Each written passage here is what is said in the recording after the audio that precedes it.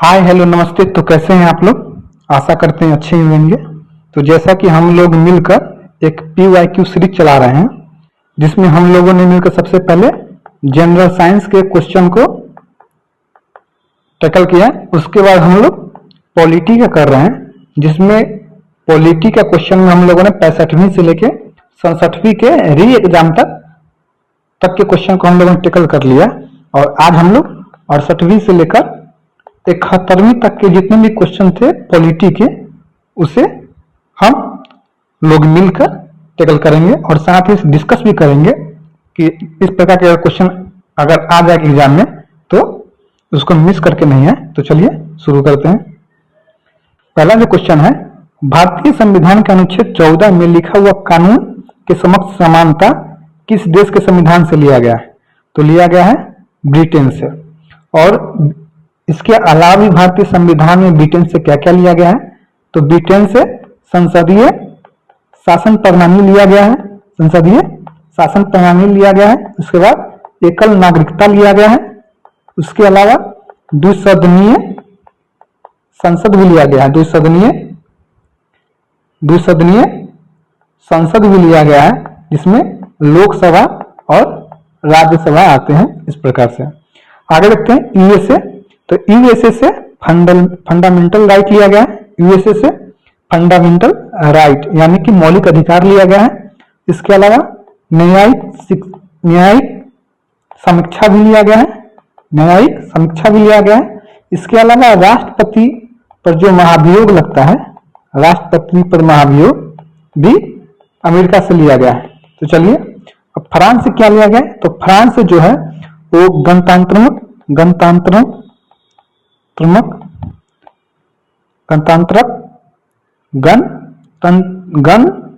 France से गणतंत्रात्मक व्यवस्था लिया गया है। और साथ ही प्रस्तावना में स्वतंत्रता, समानता और बंधुत्व जो है वो कहां से लिया गया है? तो वो भी यहीं से लिया गया है। तो चलिए आगे बढ़ते हैं। अगला क्वेश्चन जो है, भारतीय संविधान को बनाने में कितना समय लगा? भारतीय संविधान को बनाने में कितना समय लगा? तो लगा 2 वर्ष 11 माह और 18 दिन।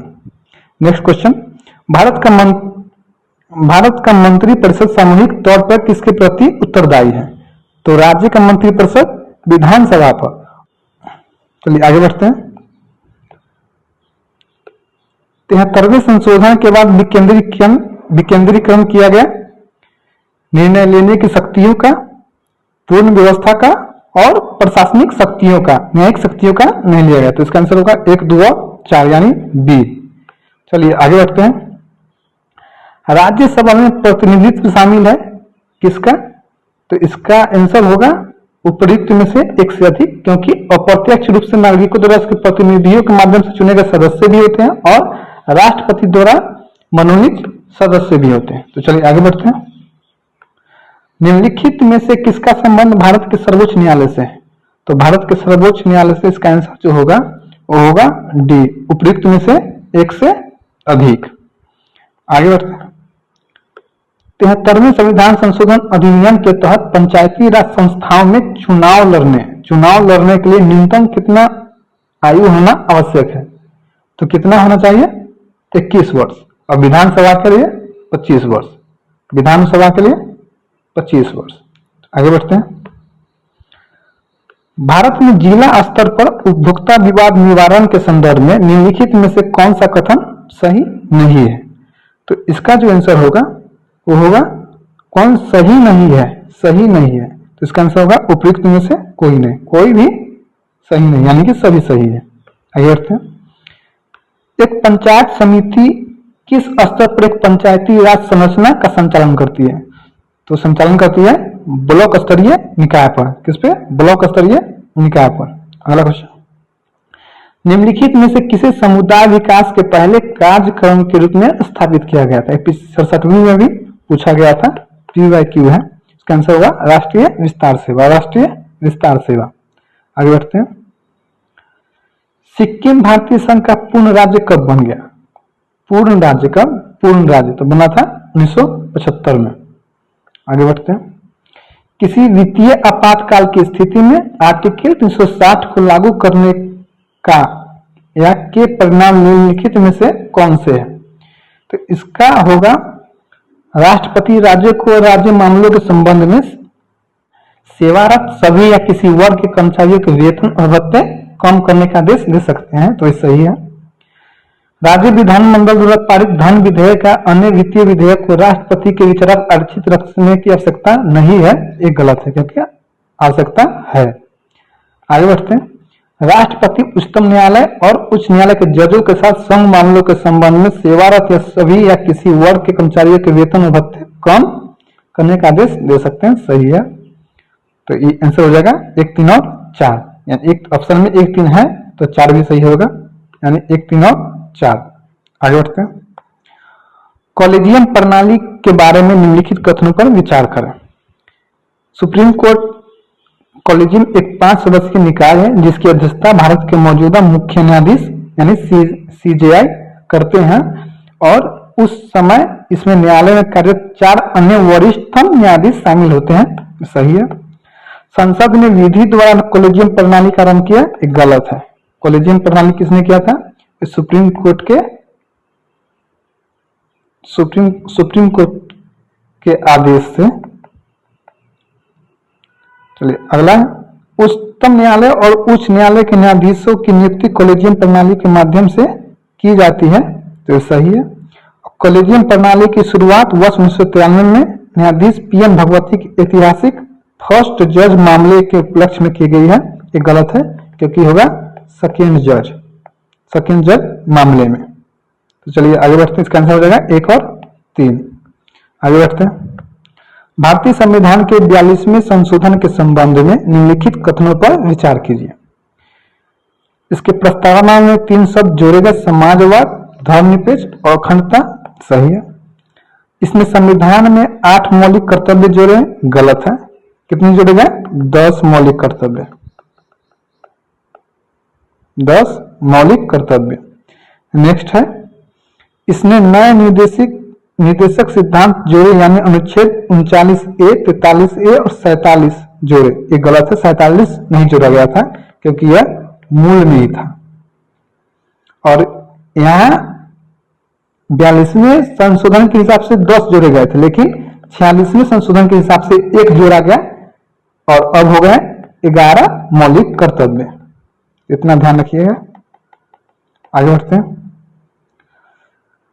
इसके द्वारा राष्ट्रपति को चुनाव आयोग के परामर्श से राज्य विधानसभा मंडलों के सदस्यों को अयोग्य घोषित करने का अधिकार प्रदान किया गया है, ये भी सही है। इसका आंसर होगा, कौन कौन गलत है? 2 और 3। इसका आंसर होगा 2 और 3। आगे बढ़ते हैं। किसी समुदाय को अनुसूचित जनजाति के रूप में घोषित करने के लिए आवश्यक विशिष्टताएं क्या है? तो आदिम लक्षणों के संकेत, सही है। विशिष्ट संस्कृति, ये भी सही है। बड़े पैमाने पर समुदाय के साथ संपर्क में शर्म, ये भी सही है।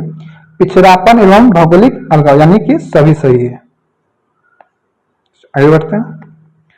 भारतीय संविधान में मौलिक अधिकारों के विचार का संदर्भ किस देश से लिया गया? तो किससे लिया गया है? मैंने ऊपर भी बताया था। इसका आंसर हुआ संयुक्त राज्य अमेरिका। अब आगे भी देख लेते हैं कौन कौन। यूके का पहले भी बता दिया गया था। और आयरलैंड से क्या क्या जोड़ा गया है? तो आयरलैंड से DPSP यानी नीति निदेशक तत्व, उसके अलावा राज्यसभा नामांकन, राज्यसभा के जो सदस्य का जो नामांकन होता है वो आयरलैंड से लिया गया था। इसके अलावा राष्ट्रपति का जो चुनाव होता है ये भी आयरलैंड से लिया गया था। आगे कनाडा, तो कनाडा से राज्यपाल की नियुक्ति जो होती है वो कनाडा से लिया गया है, राज्यपाल की नियुक्ति। इसके अलावा मजबूत जो केंद्र की स्थिति होता है ये भी कनाडा से लिया गया है। चलिए आगे बढ़ते हैं। भारतीय संविधान के किस अनुच्छेद द्वारा अस्पृश्यता को समाप्त किया गया है? तो किया गया है आर्टिकल 17 से। आर्टिकल 14 में क्या है? तो मेरा आर्टिकल 14 में है कानून के समक्ष समता, यानी समानता। आर्टिकल 15 में क्या है, तो ये भेदभाव का निषेध है, भेदभाव का निषेध है धर्म, मूल, वंश, जाति और लिंग के आधार पर। आर्टिकल 22 में क्या है, आर्टिकल 22 में है गिरफ्तारी एवं नजरबंदी से संरक्षण, गिरफ्तारी एवं नजरबंदी से संरक्षण। आगे बढ़ते हैं। उच्च न्यायालय में न्यायाधीशों की संख्या निर्धारित करने का अधिकार निम्नलिखित में से किसके पास है, तो है राष्ट्रपति के पास। और सुप्रीम कोर्ट में न्यायाधीश की संख्या बढ़ाने का अधिकार किसके पास है, तो है संसद के पास। किसके पास, संसद के पास। आगे बढ़ते हैं। 5वीं अनुसूची किस विशिष्ट समूह के लोगों के शासन और हितों की सुरक्षा से संबंधित है, तो 5वीं जो अनुसूची है वो अनुसूचित जनजाति के लिए है। आगे बढ़ते हैं। भारतीय सर्वोच्च न्यायालय ने किस या किन मुकदमे में सर्वप्रथम संविधान के मूल ढांचे का सिद्धांत दिया, तो मूल ढांचे का सिद्धांत जो दिया गया था वो केशवानंद भारती बनाम केरल राज्य के अंतर्गत दिया गया था। आगे बढ़ते हैं। आगे जो है सूची 1 को सूची 2 से मिलान करना है। तो पहली सूची में राजनीतिक दल है और सूची 2 में स्थापना के वर्ष है। तो भारतीय कम्युनिस्ट पार्टी की स्थापना कब हुई थी, तो हुई थी 1964 में। भारतीय कम्युनिस्ट पार्टी की स्थापना ये हुआ था 1925 में। बहुजन समाज पार्टी की स्थापना 1984 में और ऑल इंडिया तृणमूल कांग्रेस की स्थापना 1998 में। इसका आंसर होगा ए, आंसर होगा ए। आगे बढ़ते हैं।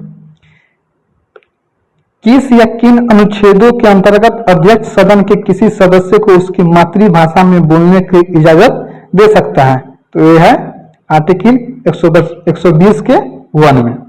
तो भाई देख लेते हैं 110 के 1 में क्या दिया हुआ है, तो 110 के 1 में धन विधेयक की परिभाषा है, धन विधेयक की परिभाषा है। 122 के 2 में न्यायालय द्वारा संसद की कार्यवाही का जांच न करने से संबंधित है, जांच न करने से संबंधित है। कौन, 122 के 2। आगे बढ़ते हैं। संसद में कटौती प्रस्ताव का क्या उद्देश्य होता है, तो संसद में कटौती प्रस्ताव का उद्देश्य होता है सरकार के बजट प्रस्तावों के खर्चों में कटौती का प्रस्ताव प्रस्तुत करना। आगे बढ़ते हैं। संविधान के कौन सा अनुच्छेद किसी सांसद लाभकारी पद पर रोक लगाता है, तो कौन सा लगाता है, 102 के 1 के 1 में, 102 के 1 के ए में। आगे बढ़ते हैं। 42वें संशोधन द्वारा कौन से 2 शब्द प्रस्तावना में जोड़े गए हैं, तो कौन से जोड़े गए हैं, धर्मनिरपेक्ष एवं समाजवाद, धर्मनिरपेक्ष एवं समाजवाद। आगे बढ़ते हैं। मंत्रिपरिषद की संख्या को किस संवैधानिक संशोधन द्वारा लोकसभा सदस्यों की संख्या का 15% तय किया गया था, वो किया गया था 91 संशोधन के अंतर्गत, 91 संशोधन के अंतर्गत। तो 92 संशोधन में क्या गया था, तो 92 संशोधन में 8वीं अनुसूची में 4 भाषा को जोड़ा गया था। कौन सा था, बोडो, डोगरी, मैथिली और संथाली, बोडो, डोगरी, मैथिली और संथाली। 93वां संशोधन में क्या किया था, तो ए जो है वो निजी शिक्षा संस्थान में ओबीसी, एससी और एसटी को आरक्षण से संबंधित था, आरक्षण से संबंधित है। 95वां संशोधन क्या था, तो 95वां संशोधन जो है वो एससी, एसटी और एंग्लो इंडियन के जो लोकसभा और विधानसभा में सीटों के आरक्षण से संबंधित है, सीटों के आरक्षण से संबंधित है। चलिए अब आगे बढ़ते हैं। अनुच्छेद 243 जे के अंतर्गत पंचायतों के लेखा प्रबंधन से संबंधित नियम कौन बनाता है? कौन नियम बनाता है? तो बनाता है राज्य विधान आयोग, राज्य विधान मंडल, राज्य विधान मंडल। आगे बढ़ते हैं। संविधान की 10वीं अनुसूची से संबंध विषय को छोड़कर अन्य किसी आधार पर राज्य विधानसभा की अयोग्यता का निर्णय कौन करता है? तो करता है राज्यपाल। और 10वीं अनुसूची के अंतर्गत कौन अयोग्यता का निर्णय करता है? तो करता है राज्य विधानसभा का अध्यक्ष। चलिए आगे बढ़ते हैं। संविधान सभा द्वारा भारतीय राष्ट्रीय ध्वज किस तिथि को अपनाया गया था? तो अपनाया गया था 22 जुलाई 1947 को, 22 जुलाई 1947 को। भारत सरकार अधिनियम 1935 के तहत बिहार विधान परिषद के प्रथम निर्वाचित सभापति कौन थे? तो थे राजीव रंजन सिन्हा, राजीव रंजन सिन्हा। आगे निम्नलिखित में से किस अधिनियम ने बिहार के एक सदनीय विधानमंडल को द्विसदनीय में बदल दिया? बिहार विधानसभा और बिहार विधान परिषद बदल गया था भारत सरकार अधिनियम 1935 के द्वारा। आगे बढ़ते हैं। निम्नलिखित में से कौन भारत सरकार अधिनियम 1935 की एक विशेषताओं में नहीं है? तो कौन नहीं होगा? नहीं होगा 1935 के अधिनियम का मूल्यांकन इसकी विशेषताओं में नहीं था। आगे बढ़ते हैं। केंद्र और राज्य के मध्य विवादों का समाधान भारत के सर्वोच्च न्यायालय के किस क्षेत्राधिकार के अंतर्गत आता है? तो केंद्र और राज्य के मध्य विवादों का होता है प्रारंभिक क्षेत्राधिकार। प्रारंभिक क्षेत्राधिकार तो अपीलीय जो क्षेत्राधिकार होता है वो हाई कोर्ट या जिला कोर्ट के द्वारा अपील के अंतर्गत जो सुप्रीम कोर्ट में लगाया जाता है उसको कहा जाता है अपीलीय क्षेत्राधिकार। और परामर्शिक क्षेत्राधिकार के अंतर्गत जो होता है, परामर्शिक क्षेत्राधिकार जो होता है वो राष्ट्रपति किसी लोक महत्व या कानून के किसी आवश्यक कानून पर सुप्रीम कोर्ट से सलाह मांगता है, तो उस कानून पर सुप्रीम कोर्ट का जो अध्यक्ष, सुप्रीम कोर्ट का जो न्यायाधीश होता है CJI, वो सलाह देने के लिए बाध्य नहीं है और प्रेसिडेंट भी मानने के लिए बाध्य नहीं है। और संवैधानिक जो क्षेत्राधिकार होता है उसके अंतर्गत वे मामले जिनमें संविधान की व्याख्या का कोई महत्वपूर्ण प्रश्न शामिल किया गया है वो संवैधानिक क्षेत्राधिकार के अंतर्गत आते हैं। आगे बढ़ते हैं। निम्न में से वो कौन सा विषय है जिसके संवैधानिक संशोधन हेतु आधे से अधिक राज्यों की व्यवस्थापिका द्वारा अनुमोदन किया जाना अनिवार्य है, तभी यह संशोधन संभव होगा? तो कौन होगा? वो होगा राष्ट्रपति का चुनाव, संसद में राज्य का प्रतिनिधित्व और 7वीं अनुसूची के किसी सूची में, तो होगा 1, 2 और 3। आगे बढ़ते हैं। भारतीय संविधान का कौन सा अनुच्छेद आपातकाल की घोषणा से संबंधित है? तो होगा आर्टिकल 352। आर्टिकल 352। 360 किससे संबंधित है? तो वह संबंधित है वित्तीय आपातकाल से, वित्तीय आपातकाल से संबंधित है। आर्टिकल 356 कौन से संबंधित? आर्टिकल संबंधित है राष्ट्रपति शासन से। राष्ट्रपति शासन से ये तब लगाया जाता है जब भारत में युद्ध, आक्रमण हो या सशस्त्र विद्रोह हो, उस मामले में आर्टिकल 356 के अंतर्गत राष्ट्रपति शासन लगाया जाता है। लेकिन वहीं आर्टिकल 365 में राष्ट्रपति शासन लगाया जाता है, लेकिन वो इस आधार पर जब राज्य का शासन केंद्र सरकार के द्वारा संवैधानिक निर्देशानुसार नहीं चलाया जाता है तो उसके अनुसार राष्ट्रपति शासन लगाया जाता है। आगे बढ़ते हैं। पंचायती राज व्यवस्था में शासन व्यवस्था क्या निर्धारित की गई है? तो की गई है ग्रामीण, क्षेत्रीय एवं जनपद स्तर पर स्थानीय स्वशासन की त्रिस्तरीय संरचना। आगे बढ़ते हैं। भारतीय संविधान के निम्न में से किस अनुसूची में दल विरोधी अधिनियम 10वीं अनुसूची के अंतर्गत आते हैं? तो भाई पांचवी अनुसूची के अंतर्गत आते हैं अनुसूचित जनजाति क्षेत्रों के प्रशासनिक नियंत्रण से संबंधित है। प्रशासनिक नियंत्रण से संबंधित है। द्वितीय अनुसूची जो है वो भारत के मुख्य पदाधिकारियों जो है, पदाधिकारियों के वेतन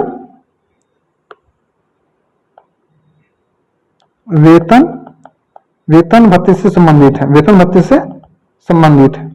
8वीं अनुसूची क्या है? तो 8वीं अनुसूची भारत के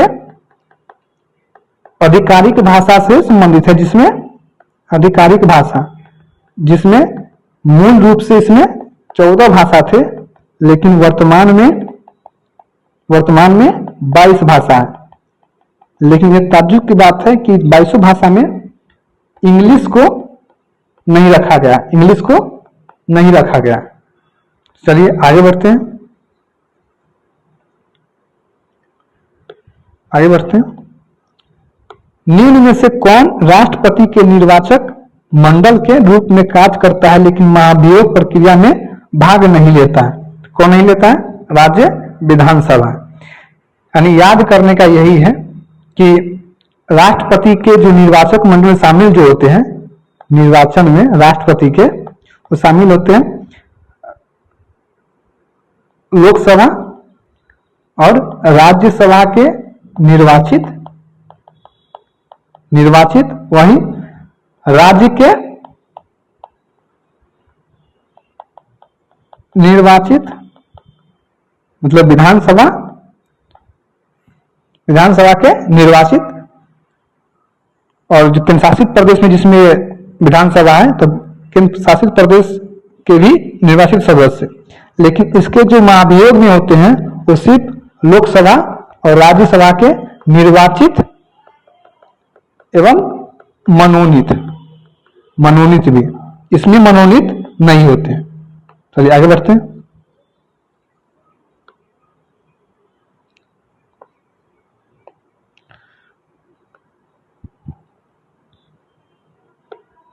निम्न में से भारत में किस संविधान संशोधन ने एक राज्य में मुख्यमंत्री सहित मंत्रिपरिषद की अधिकतम संख्या निर्धारित की है? तो की है 91वें संविधान संशोधन में। 86वें संविधान संशोधन में क्या था? तो 86वें संविधान संशोधन के अंतर्गत मूल कर्तव्य में 11वां जो मौलिक कर्तव्य जोड़ा गया था, 11वां मौलिक कर्तव्य, क्योंकि 42वें संविधान संशोधन के अंतर्गत मौलिक कर्तव्य जोड़ा गया था स्वर्ण सिंह समिति की सिफारिश पर, जिसमें 10 शामिल थे और एक इसके अंतर्गत जोड़ा गया था, तब 11 होगा। आगे बढ़ते हैं। वर्ष 1946 में बनी अंतरिम सरकार में डॉक्टर राजेंद्र प्रसाद के पास कौन सा विभाग था? तो राजेंद्र प्रसाद के पास था खाद्य एवं कृषि मंत्री। रक्षा मंत्री कौन थे? तो रक्षा मंत्री थे बलदेव सिंह। कौन थे? बलदेव सिंह। और गृह मंत्री वल्लभ भाई पटेल, सरदार वल्लभ भाई पटेल। आगे बढ़ते हैं। भारतीय संविधान के किस अनुच्छेद के तहत वार्षिक वित्तीय विवरण संसद के समक्ष प्रस्तुत किया जाना आवश्यक है? तो आर्टिकल 112। अंतर्राष्ट्रीय संधियों को लागू करने हेतु संसद द्वारा भारत के किस एक हिस्से या संपूर्ण भारत के लिए कानून का निर्माण किया जा सकता है? तो किसके? राज्य की सहमति के बिना। आगे बढ़ते हैं। भारत में वित्त आयोग का प्राथमिक कार्य क्या है? तो भारत में वित्त आयोग का प्राथमिक कार्य जो है वो केंद्र और राज्य के मध्य राजस्व का बंटवारा करना है। आगे बढ़ते हैं। लोकसभा के सचिवालय स्टाफ की नियुक्ति शक्ति निहित किसके पास है? तो निहित है लोकसभा अध्यक्ष से परामर्श उपरांत राष्ट्रपति में। आगे बढ़ते हैं। भारत का महान न्यायवादी राष्ट्रपति को विधिक मामलों में परामर्श देता है, यानी बी। इसका आंसर होगा बी, राष्ट्रपति को विधिक मामलों में परामर्श देता है। आगे बढ़ते हैं। भारतीय संविधान के विभिन्न सूचियों के निम्नलिखित विषयों पर विचार कीजिए। निम्नलिखित में से कौन विषय समवर्ती सूची में आते हैं? समवर्ती सूची में कौन कौन आते हैं? समवर्ती सूची में आते हैं वन्य जीवों की सुरक्षा और मूल्य नियंत्रण जो है वो समवर्ती सूची में आते हैं। तो आंसर होगा 1 और 4। आगे बढ़ते हैं। निम्नलिखित में से कौन सा नीति निर्देशक तत्व गांधीवादी सिद्धांतों के अनुरूप नहीं है? तो गांधीवादी सिद्धांतों के अनुरूप नहीं है तो इसका आंसर होगा समान नागरिक संहिता और काम का अधिकार, यानी 2 और 4, 2 और 4। समान जो नागरिक संहिता है वो उदारवादी सिद्धांत है। कौन है? उदारवादी सिद्धांत है। और काम का अधिकार जो है वो है समाजवादी सिद्धांत। कौन है? समाजवादी सिद्धांत। आगे बढ़ते हैं। निम्नलिखित में से कौन सा युग्म सुमेलित नहीं है? तो कौन सा युग्म सुमेलित नहीं है? वो है अनुसूचित क्षेत्रों का प्रशासन। कौन सा है? ये है 5वीं अनुसूची। कौन है? 5वीं अनुसूची। आगे बढ़ते हैं। केंद्र सरकार के बारे में निम्न कथनों पर विचार कीजिए। मंत्रालय तथा विभागों का निर्माण प्रधानमंत्री द्वारा कैबिनेट सचिव के परामर्श से होता है। ये गलत है। प्रत्येक मंत्री को मंत्रालय राष्ट्रपति द्वारा प्रधानमंत्री के परामर्श पर आवंटित किया जाता है। तो 2 सही, यानी कि केवल 2 सही है। आगे बढ़ते हैं। राज्य विधायिका की कार्यवाही के बारे में क्या सत्य है? तो क्या सत्य है? विधायिका में कार्य केवल राज्य की सरकारी भाषा में अथवा हिंदी अथवा अंग्रेजी में निष्पादित किए जाएंगे। इसका आंसर होगा ए। आंसर होगा ए। आगे बढ़ते हैं। भारतीय संविधान मौलिक अधिकारों को औचित्यपूर्ण प्रतिबंध का प्रावधान करता है, किंतु औचित्य को ध्यान में रखना चाहिए कि सामान्य जन का हित संरक्षित हो। सही है। विद्यमान सामाजिक मूल्य एवं सामाजिक आवश्यकताएं अवरुद्ध न हो। ये भी सही है। राज्य के नीति सिद्धांतों को नजरअंदाज किया जा सकता है। एक गलत है, यानी 1 और 2। 1 और 2। आगे बढ़ते हैं। निम्नलिखित में से कौन वित्त आयोग के सदस्य के लिए आवश्यक अर्हताओं का निर्धारण करता है? कौन? संसद विधि द्वारा। संसद विधि द्वारा। आगे बढ़ते हैं। सदन को आहत करने का अर्थ दीक्षांत है। स्थगन से सत्रावसान होता है। विघटन सदन को समाप्त करता है। स्थगन सदन के नेता द्वारा अकेले किया जा सकता है। ये गलत है। इसका आंसर होगा केवल 4, यानी सही नहीं है, तो केवल 4। पंचायतों की वित्तीय स्थिति की समीक्षा के लिए कौन अधिकृत है? तो अधिकृत कौन होता है? वो होता है राज्यपाल द्वारा गठित वित्त आयोग। कौन होगा? राज्यपाल द्वारा गठित वित्त आयोग। आगे बढ़ते हैं। सरकार द्वारा घोषित आत्मनिर्भर भारत योजना सहयोग करती है भारत की निर्माण क्षमता वृद्धि तथा उद्योगों से निर्यात में। सही है। घरेलू उत्पादन में विदेशी निवेश को प्रोत्साहित करने में। ये भी सही, यानी कि 1 और 2 दोनों सही है। आगे बढ़ेंगे।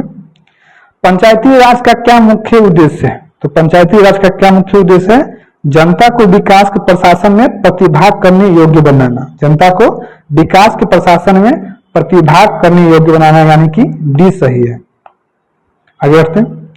निंदा प्रस्ताव के बारे में क्या सत्य है? बीपीएससी इसको डिलीट क्वेश्चन कर दिया था, डिलीटेड।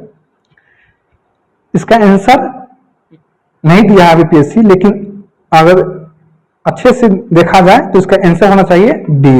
यह विश्वास और अविश्वास प्रस्ताव से भिन्न है। यह अविश्वास प्रस्ताव से भिन्न है। आगे बढ़ते हैं। निम्नलिखित में से कौन सा विषय उच्च न्यायालय और सर्वोच्च न्यायालय दोनों का अधिकार क्षेत्र में आता है? तो आता है मौलिक अधिकार का संरक्षण। मौलिक अधिकार का संरक्षण। आगे बढ़ते हैं। किस अधिनियम ने भारत के विभाजन के लिए 2 नए स्वतंत्र भारत और पाकिस्तान के राज्य को मूर्ति रूप दिया था? तो दिया था भारतीय स्वतंत्रता अधिनियम। भारतीय स्वतंत्रता अधिनियम 1947। इसका आंसर होगा सी। तो आज हम लोगों ने इस 68वीं से 71वीं तक के जितने क्वेश्चन थे, 70वीं के लिए एग्जाम सहित 71वीं तक के क्वेश्चन को, पॉलिटिक्स से संबंधित सभी क्वेश्चन को खत्म कर दिया है। तो आगे हम जो अगला क्लास जो हम लोग करेंगे, नेक्स्ट क्लास, वो करेंगे हिस्ट्री का। क्या करेंगे? हिस्ट्री का। और हिस्ट्री में 3 भागों में बात करेंगे, प्राचीन, मध्य और आधुनिक, ताकि गड़बड़ी न हो, सभी क्वेश्चन को एक साथ करें। तो चलिए आज के लिए इतना ही, और अब मिलते हैं अगले वीडियो में। आज के लिए इतना ही। धन्यवाद।